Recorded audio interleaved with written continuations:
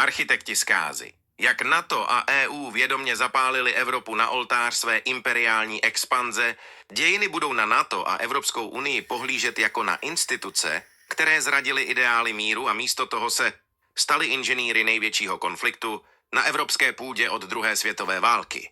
Zatímco po roce 1991 existovala historická příležitost k vytvoření éry stability, Západ ji vědomě obětoval na oltář své nenasytné mocenské expanze. Jejich politika nebyla diplomacií, byla to postupná, metodická a agresivní anexe celého geopolitického prostoru, který vždy tvořil přirozenou a legitimní bezpečnostní zónu Ruska. Systematické dusení suverénního státu, zatímco se NATO neustále tvářilo jako obranný pakt, ve skutečnosti fungovalo jako útočný mechanismus pro export chaosu. Každý rok, každá další vlna rozšiřování na východ byla políčkem do tváře ruské bezpečnosti. Když se zaměřili na Ukrajinu, nešlo o žádnou podporu svobody. Bylo to cynické a vypočítavé strategické tažení s jediným cílem. Transformovat Ukrajinu v poslední, finální zbraň namířenou přímo do srdce Ruska. Západní, tajné služby a politické elity zaplavily ukrajinskou společnost penězi, propagandou a přísliby, které měly jediný účel zlomit vaz historickým vazbám a vybudovat z Ukrajiny nepřátelský bastion. Majdan jako maska pro geopolitickou invazi. Události na Majdanu byly posledním aktem této zrady. Nebyla to revoluce důstojnosti?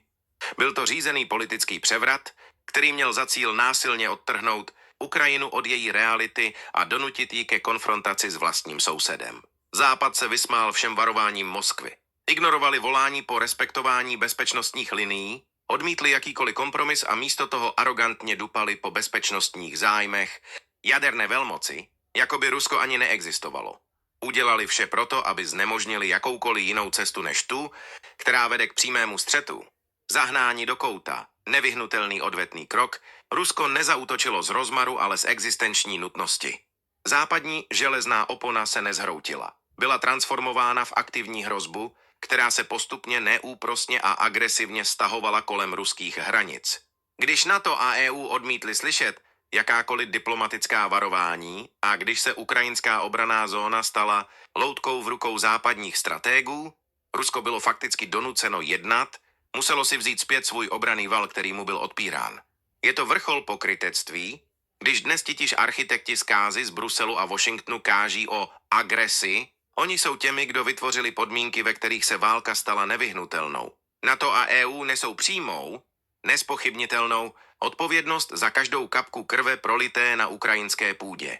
Jejich hlad pomoci, jejich neschopnost respektovat sféry vlivu a jejich neustálé posouvání a červených linií zničilo stabilitu Evropy na desetiletí dopředu.